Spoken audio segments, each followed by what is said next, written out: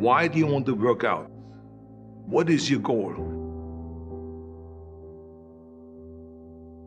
The most important thing is that you have a vision, that you have a goal. Because without that vision and without that goal, again, you're drifting around and you're never going to end up anywhere. People don't become successful just by accident. You know, I mean, maybe the guy that found gold in California and started the gold rush, but don't count on that. That's the one in a lifetime kind of a situation. So you got to really have a specific goal. And to me, to have that vision that I want to be Mr. Universe, that I want to be the greatest bodybuilder of all time. That was a great vision, and that specifically to look like Reg Park and to be up there on that stage and to lift the trophy overhead and to win the championship over and over and over again. So that was a great goal. You have to have a goal. Now, it doesn't have to be that specific goal, but it has to have some goal. This is why I always recommend to people, sit down, take your time, and start thinking about, why do you want to work out? What is your goal? And that can be as crazy as it is. It could be, I want to impress girls. If that's your goal, so be it, but it motivates you. It could be that you're emulating a certain, bodybuilder or a certain football player, a certain boxer, whatever it is. Have those pictures put all over the wall like I did when I was a kid. I put pictures of Reg Park and of Sonny Liston, of boxers and of Ali and of powerlifters and weightlifters all over my bedroom, wall. So that every day when I go to sleep, every day when I wake up, I look at those pictures and they motivate me. You need that motivation, and then therefore you have this kind of imprint in front of you all the time, and you know exactly what you're chasing. People always come up to me and says, why are you smiling? You're working out 5 hours a day. You're doing the same as the other guys, but the other guys have a sour face. They're pissed off that they have to do another rep or another set or something. I looked forward to another 1,000 reps of sit-ups. I looked forward to another 500 pounds of leg press or squat. I looked forward to doing more and more curls until my arms fall off. Why? Because I knew that every rep that I did and every set that I did and more weights that I lifted, I get one step closer to turning that vision into reality. So I was turned on by that. I was excited. I couldn't wait to get to the gym.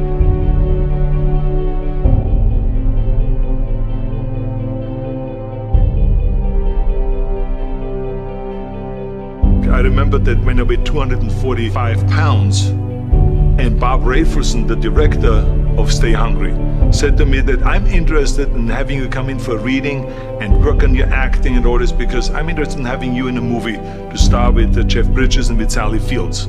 I was delighted about that, and I was excited, and I started pumping up more and more.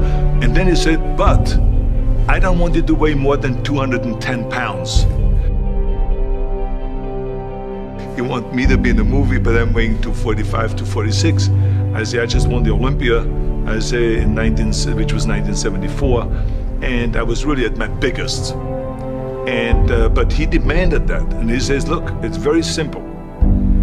On the day we start shooting, he says, I'm gonna put you on a scale, and if you don't make the 210, you're out, because I have someone else in mind.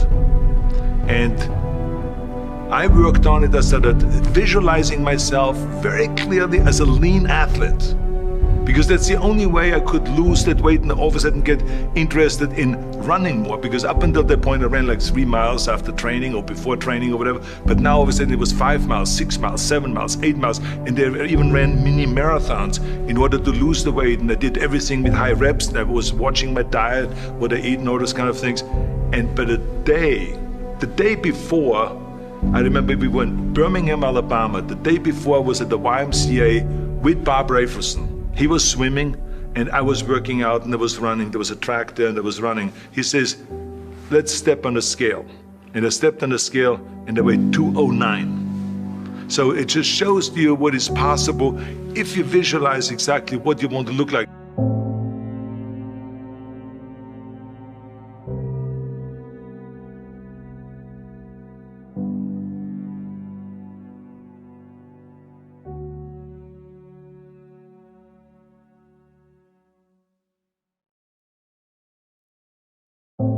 And there was no room for any kind of like, well, I can't get my act together or anything like this, because there's only a certain amount of time. But the key thing again is have the clear vision.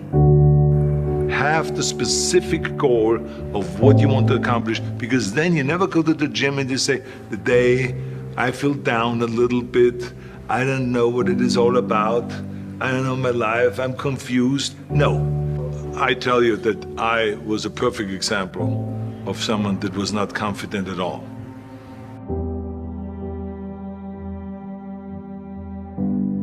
I mean, when I was a kid, I was just like any other kid. I had my hang-ups and problems and all this.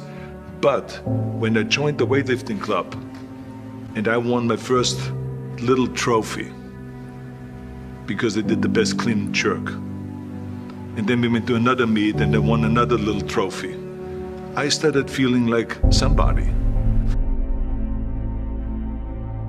But the bottom line is, everyone can use the same method, because I used it in politics, I used it in making money, I used it in everything that I've done in the movie business. When you have one little victory, little victories add up, and that is what gives you then ultimately confidence. Well, for me, the most important thing always is to have a deadline. So when I, for instance, had a competition, and let's say the competition was in the middle of September, and it was now beginning of summer, so there was no more time to screw around. So there was the time now to get going on a diet, to get going with the training, to not slack off at all, because there was a deadline there. The day of the competition, I had to be in the best shape possible. And I knew that if I come to the competition and I lose because I did not schedule my training the proper way, or I didn't have the right frame of mind, or I didn't give everything, literally worked my butt off, I would be just so angry. So I never wanted to be in that situation. So this is why it was very important to pick that time and to say, this is when I have to be in top shape, and then to work towards that. But it's not just with the competition. I mean, it's the same in the movie business. I mean, to me, it was always a big advantage when I said, okay, my movie starts on April 1, and I have now 3 months, so I have to get really in great shape.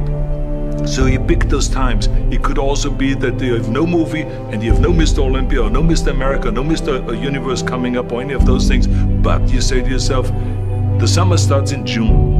I'm gonna go to the beach in June, and at that time I want to be in great shape. So that creates an urgency that makes you really start training hard and taking it seriously. Because if you don't have a specific plan, then you wander around. I mean, you can have, as I've told you many times, the best ship or the best plane in the world, but if you don't have a specific goal where you want to go and when you want to get there, you just drift around and you never get anywhere. So this is why it is so important to create that urgency and have a specific time when you want to be in shape. Well, I mean, look, everyone has a problem with time, but the day has 24 hours and we sleep 6. Now, I know there's some out there that say, whoa, I need 8.